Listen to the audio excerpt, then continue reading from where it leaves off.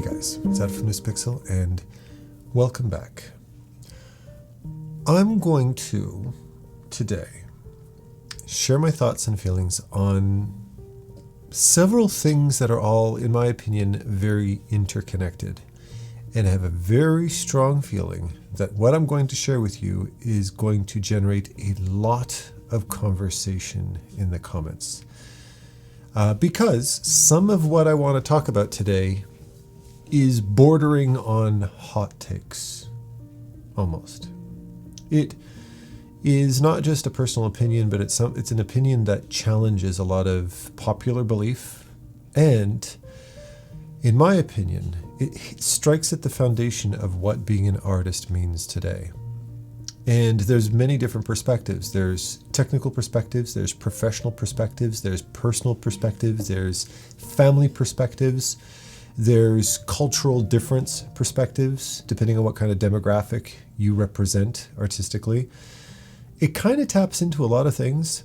And the reason why I want to talk about it is because this is a subject and a topic that I discuss with my students online very regularly, that very often taps at the heart of their artistic identity and my artistic identity, and the experiences that they have that I can juxtapose next to my own experiences, and that I feel very often offers them a crap ton of clarity on what the hell to do with their life as artists in the first place.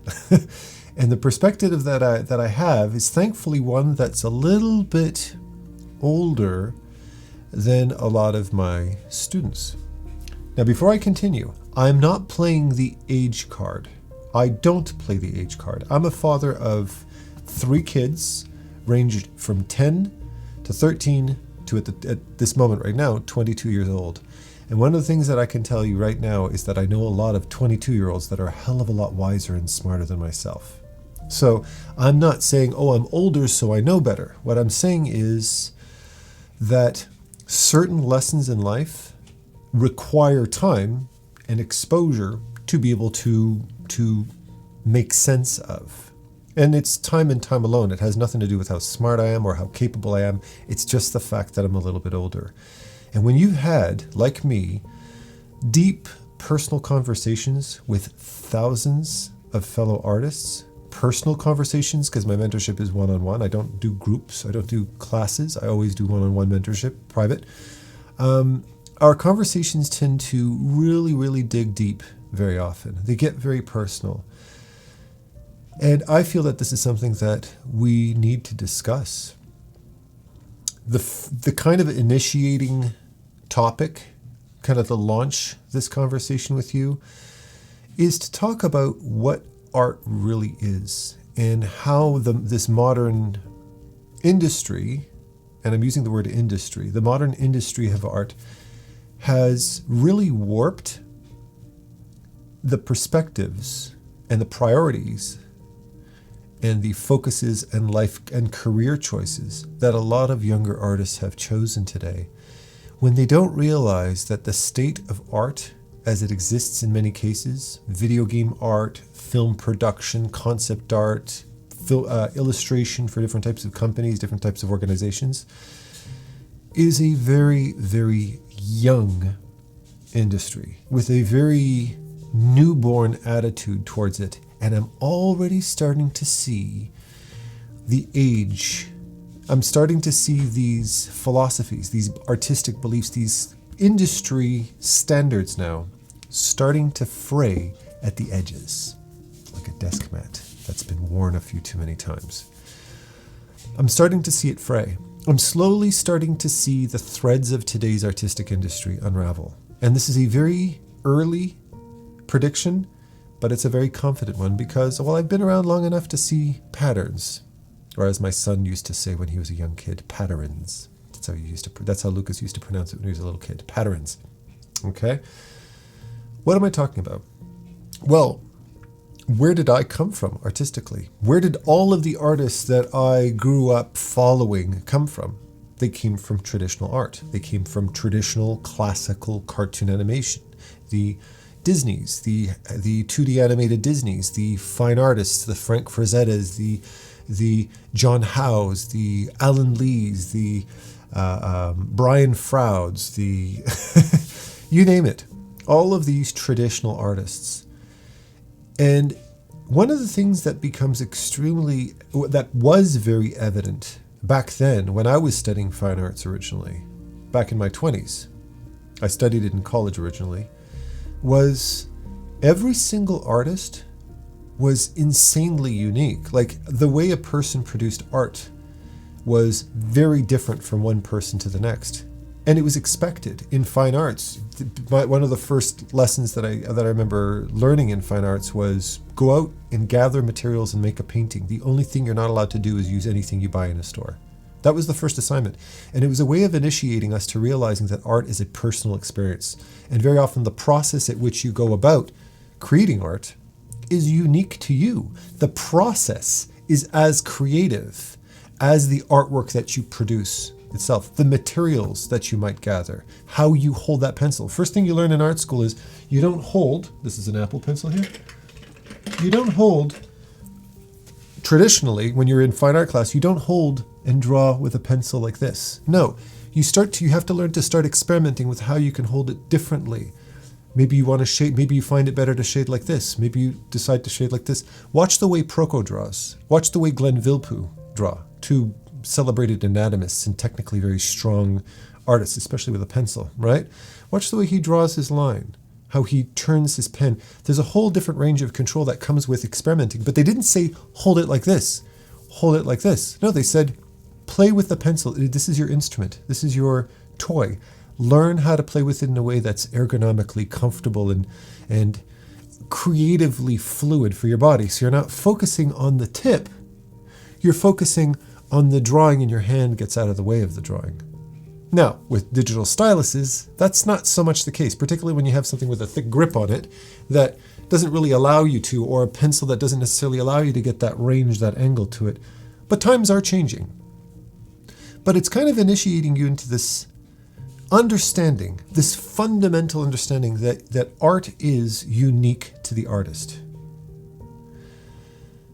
And that doesn't only apply to the art that they produce. This applies to their thought process, their background, their beliefs. And in something that I speak about a lot on my channel is your speed, your tempo, your rhythm.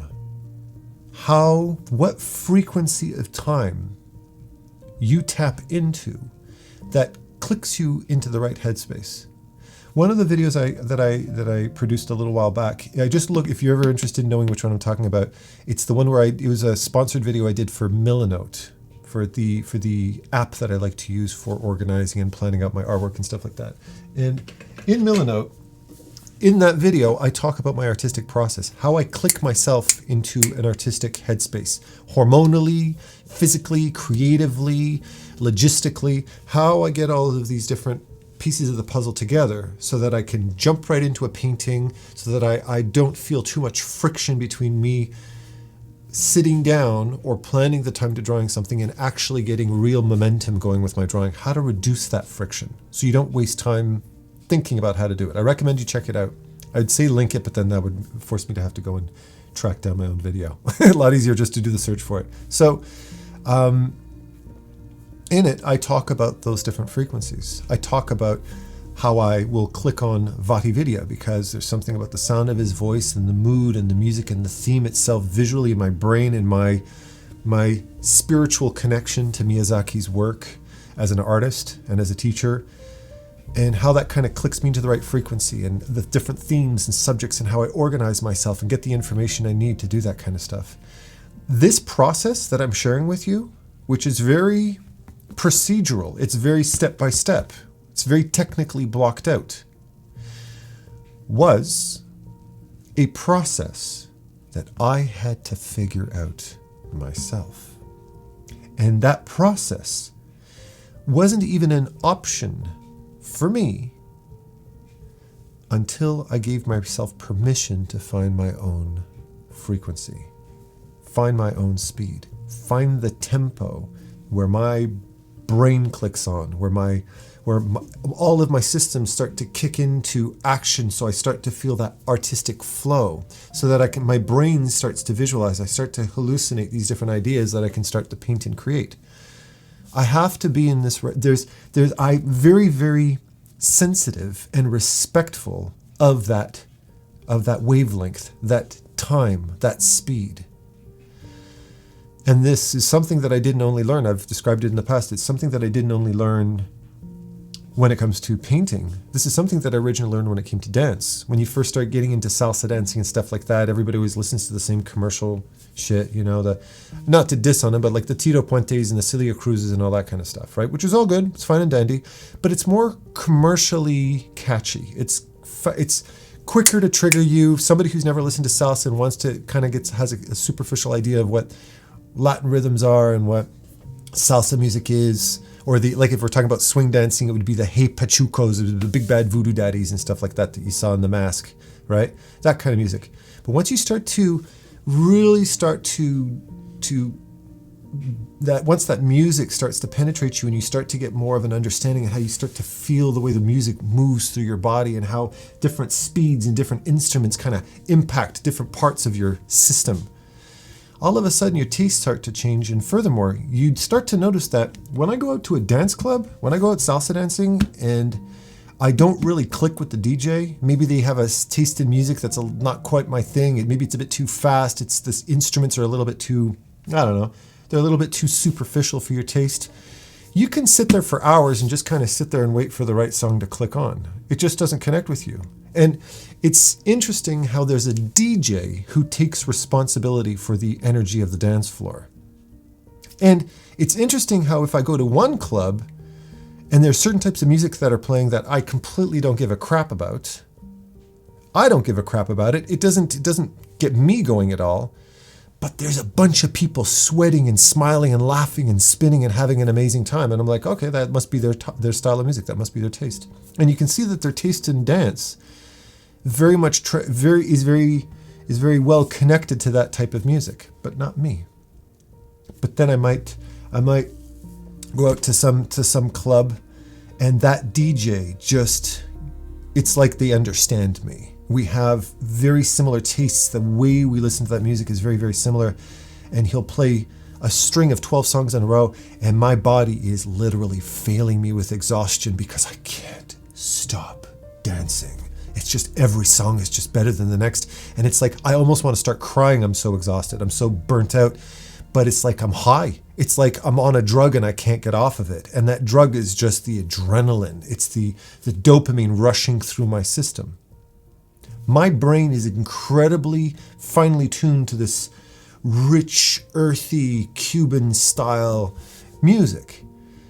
And it connects to it on a very personal level. So much so, I've spoken recently in a video of mine, I was talking about how I like to do zone 2 cardio and stuff like that. And I generally tend to have a very slow heart rate. Like my resting heart rate at night is 43 beats a minute. That's kind of my general average. It's very, very low. When I work out and I try to get myself into a zone 2 heart rate, I have to push myself to get into that heart rate. I feel like I'm pushing beyond zone 2 just to get into zone 2. But then I decided one day, instead of listening to some YouTube video, I put on Spanish Harlem Orchestra or Los Van Van, and I started listening to that. I started listening to some of that song, and I'm sitting there not feeling like I've done anything different. I've just got the music on, and all of a sudden I start to hallucinate dancing. And I'm just sitting there staring off into the void of darkness because the sun hasn't even risen yet. And I'm looking out on this dark street outside the window as I'm sitting there on the exercise bike, hallucinating, dancing, fantasizing about dancing. And without even realizing, I look down at my heart rate and I'm in zone 4. My heart rate had shot up from 125 beats per minute up to around 155 beats a minute. And it was all my heart, it was my energy. It was that connection, that frequency that clicked on. I had a visual gauge of how powerful music impacts me. Now, why am I going on about this? I had to, when it came to dance, go through the steps of discovering over time, through the experience of my body, through the experience of my mind, through my tastes, through my history, through my culture, through my upbringing, through all of these different things, to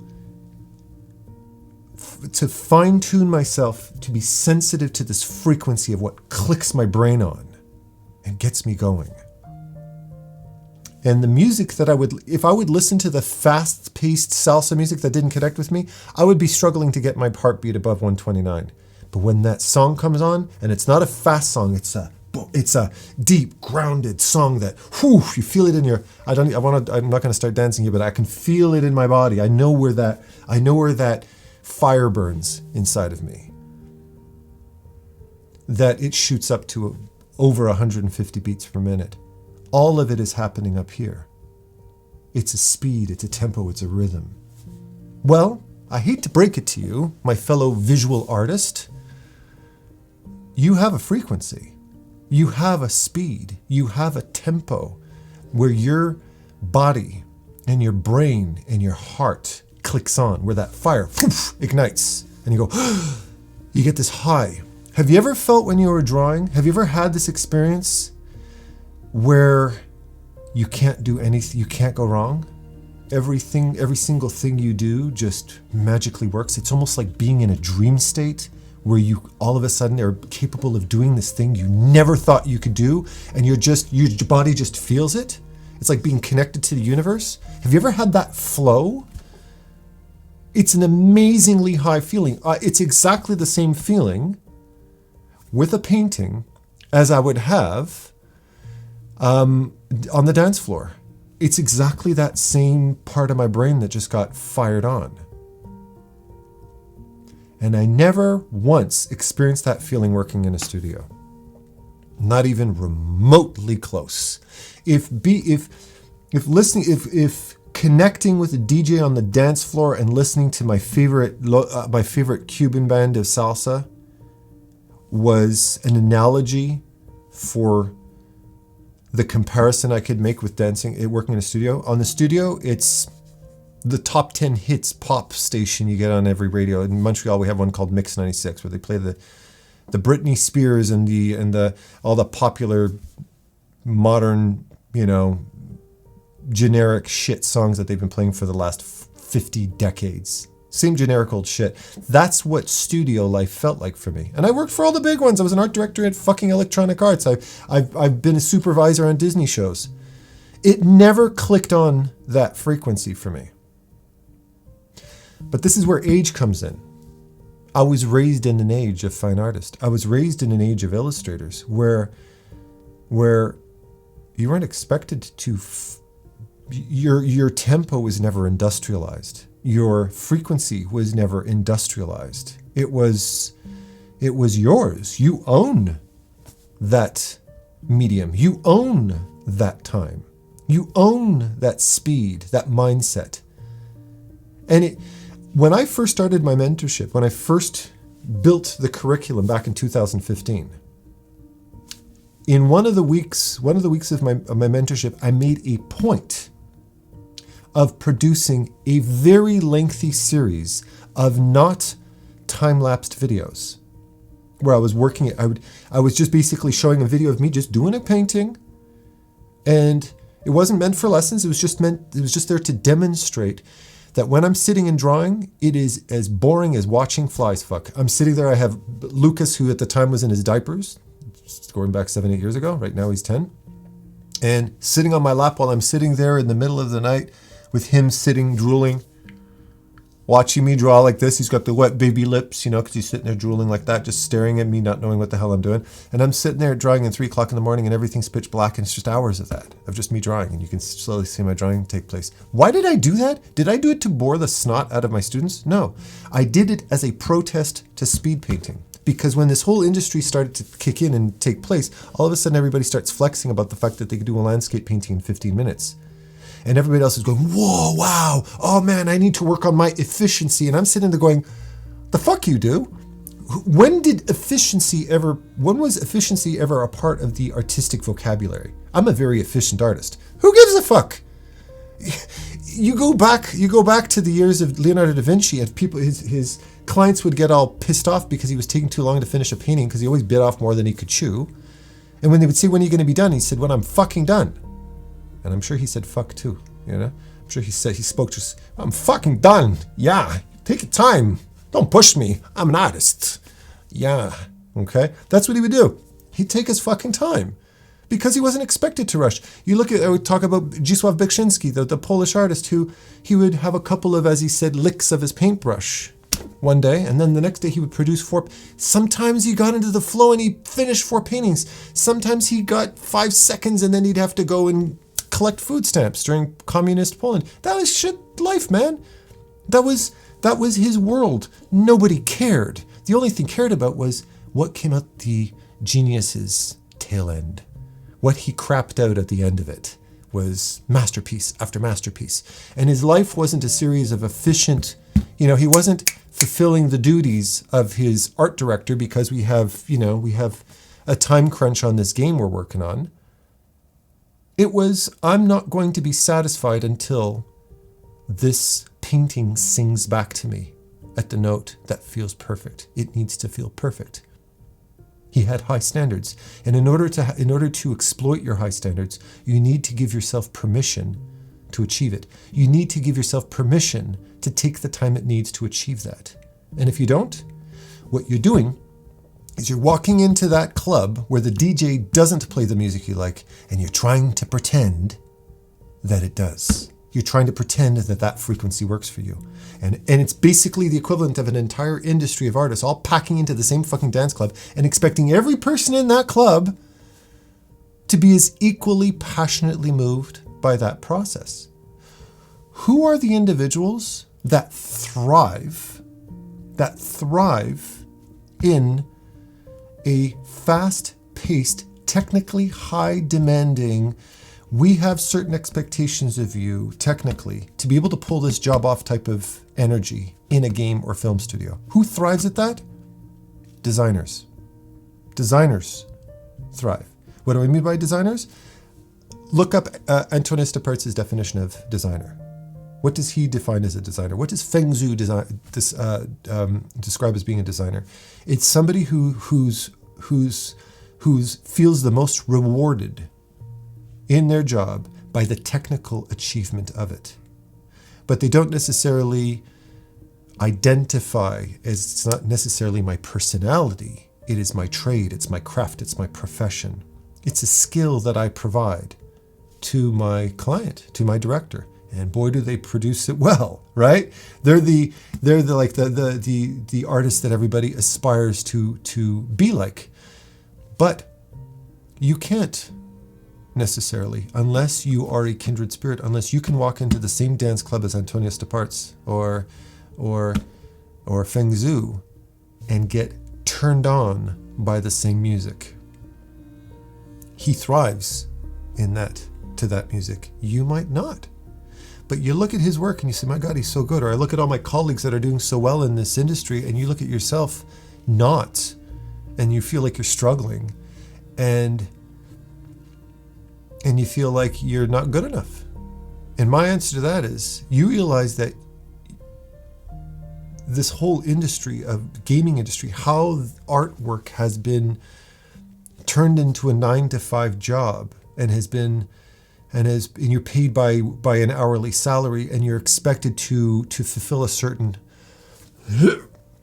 output of art. And that if you want to keep your job, you're going to have to be able to work in that factory as efficiently as the guy next to you. When in the world was that ever part of the artistic vernaculum? It has not been a long time at all. It's a very young industry. In fact, it's so young that I remember the early introduction of it. My first ever big studio job was working at a company called A2M, and then it was called Behavior, and then it was called A2M, and it was called Behavior, and then it was called A2M because they couldn't make up their fucking mind. And I was working in this big studio. It's the first place that I ever produced art. We weren't even really doing much in Photoshop. It was pencil drawn art brought into Photoshop for coloring purposes. It was a very clunky experience. And that was kind of the early beginnings of studio game art. Prior to that, it was what most artists were traditionally used to. Illustrations, book illustrations, fantasy illustrations, Dungeons and Dragons type of stuff, or, or working on certain projects and producing concept art. But that whole relationship between artist and client was a more personal one. It was more of a collaboration. It wasn't this, you're packing yourself in an office with 50 other artists and crunching out units every 5 seconds. So when I speak to a lot of artists, a lot of my students who have an incredible amount of talent, but they have no sense of direction, it's because the only direction that's been presented to them is this direction of high output. It's this direction of design work that technical, procedural, methodical, tactical artists thrive in. But traditional artists tend to fall flat on their face in. And that, I would argue, represents a large majority of artists. And here's the ironic part. If you look around, I have this conversation with students all the time. I'm repeating almost verbatim a conversation that keeps coming up time and time again with a lot of artists. Look around at some of your favorite artists out there, the Anthony Joneses, the Loishes, the Bobby Chews, the Tyler Edlins, all of these different artists that have this very strong, unique voice. The Brahms, a really good example. The Ross Straws. Yeah, they've done extremely well in their industry. They're celebrated artists. They're fantastic. But you can bet your bottom dollar that they didn't get that good by not first discovering their song, their rhythm, their tempo.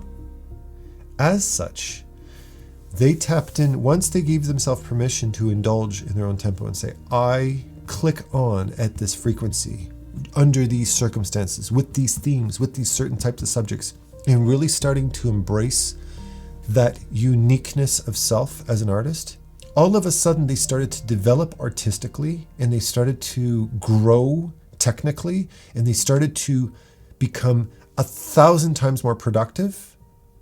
But most of all, that dopamine rush of looking at your stuff and saying, this is my song, that fire burning when you're painting something, that feeling you're after, that sense of identity that comes through in your art, that unique form of expression that you know belongs to you, clicks on. It clicks on. And you realize from that point forward, it's not my responsibility as an artist to fulfill the demands of the studio. It's my responsibility as an artist first to discover myself, to, quote, know thyself. I always cringe when I make reference to my own tattoo, but that's why it's fucking there in the first place. It's there because I've made this discovery so many times, especially as an artist.